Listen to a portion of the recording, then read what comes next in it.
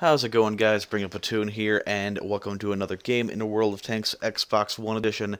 Today I'm going to be playing in my brand spanking new Foch 155, the Tier 10 French tank destroyer.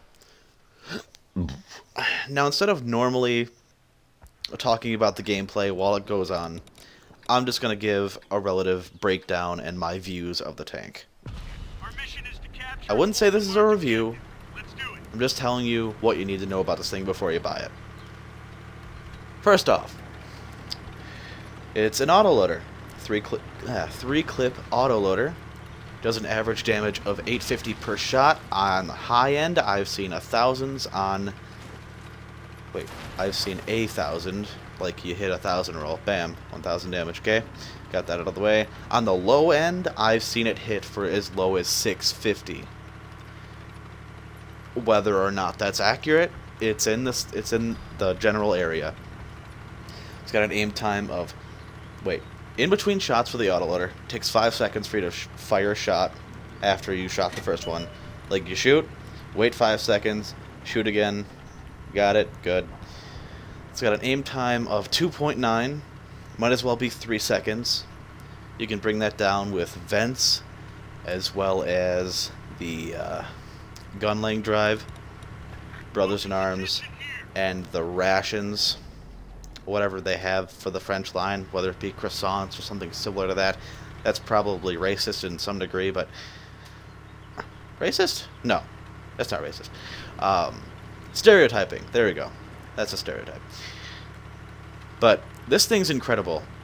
One-on-one with another tank, there is absolutely no reason why you shouldn't be able to kill them. Unless they're like an IS-4 or IS-7 face-hugging you. I don't know what happened to the recording there. It doesn't happen again throughout the entire video.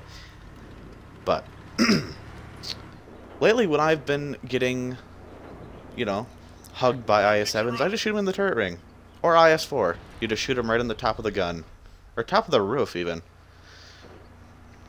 But basically, when you're in this tank, you're a sniping tank. Close quarter combat is pretty much a last resort. And if you're going around a corner to damage an enemy, make sure he is... how do I say this? If you're going one-on-one and, rushing him, obviously make sure he's alone. If he's got friends behind him, make sure your tank is at least angled and at least 200 meters away. 200 or 300, depending. And make sure you're not angled downwards in any way, shape, or form, or they're just going to pen your roof, no problem. Don't even have to hit a hatch. Same goes for arty. If you're detected and don't feel safe, get undetected, get behind a building so arty cannot hit you, because I've been one hit by 3 Tier 8 arties so far. The Russian one, the SU-14 something, the... fuck, what is it? Come on, think about the arties. M40, 43. I guess it's been more than 3. Just the American line, T92, M53. Any arty above Tier 8 can one-hit this thing. It's so shitty. Besides maybe the British one. But that's about it. I've been one-hit a lot of times in this tank by arty. Mostly because of my own carelessness, or because I was the first target they aimed at. But either way, you gotta hide when you're detected. If you're detected and out in the open, and they already has a shot at you, chances are, if they're not shooting at you already, they're going to be very soon. It's rough. It really is, this tank. But it's good. It's so good in the right hands. Right situation is key. Obviously, don't rush out. Okay, so perfect situation. I'm sniping an Arctic region. I go up on the hill because we're at the B spawn, or the south spawn, I should say. And I go up to the hill where you can pretty much look at the north flag spawn on their little bitty hill that they get. And I'm being hit by 2 waffles, and they're hitting my lower plate every time. I didn't notice any holes in my hatches. They tracked me, and then they molested my lower plate. But I don't know how that panned. That was amazing. If you're sniping from above, angle downward a little bit so your upper plate isn't exposed, and they still have a chance to bounce off or miss your hatches and your upper plate. Tier 10 tank destroyers can go through this thing pretty reliably. I looked at the numbers for a standard E3 shell, and at the lowest part of your upper plate, it's still like 60-70% chance to penetrate. It's rough. It is. If they use premium, they'll go through it 100% of the time, pretty much. Against another Foch 155, honestly, if I see tier 10 tank destroyers in a game and they're like maybe, I don't know, 4 or 5 of them, I just load heat right off the beginning, just to save time. Because if their lower plates are down and I can't afford to bounce, I need them gone. I need them just out of the game, one less thing to worry about. And that's another thing. Don't go off on your own in this thing, or any autoloader for that fact, because if you don't kill the person that you're attacking, you're fucked. They're just going to encircle you, and yes, while it can bounce a lot from the front, it's not reliable. Like, tier 10 mediums, tier 9 mediums, pretty much anything from the front can still pen your hatches. Obviously, the T-bar is the most favorably fired upon hatch.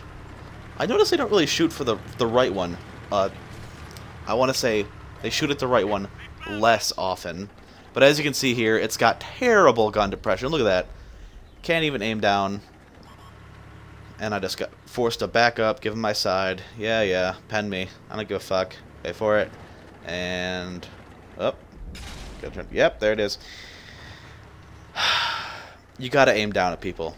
You can't let them have a free shot at your lower plate. You can't. You already got those hatches protruding from your top. You don't need to have 3 things that they can shoot at. So look out for arty in this thing. Make sure you travel with the team and don't get too aggressive. Make sure you always have an escape route planned. And they can pen the side of your gun, by the way. If you're going around a corner in, let's say, Himmelsdorf, or anywhere for that matter, the side of the gun, the sides, both sides of the gun that are protruding out of the tank before it goes into the barrel, they can pen that because it's only 101 millimeters thick. Yeah, that sucks. So you gotta angle pretty sharp. And not only that, but you also got to make sure that's not protruding out of your tank too much, or they're just going to pen that for no problem at all. But as you can see, I got a 970 roll there, so that was really high. Above average. It's a good tank. It really is. I recommend to all who enjoyed the Tier 9 Foch, or just who enjoy... turretless tank destroyers in general. And that's a... Class 1 Mastery. I'm probably not going to upload any more of this tank unless I get either an ace tanker or 10,000 or more damage. So this will be fun to try and do again. I do constantly 5 to 6k damage games in this thing, but it never gets above second class mastery. But if you guys enjoyed, I really hope you did. I'll see you next time, and thank you for watching.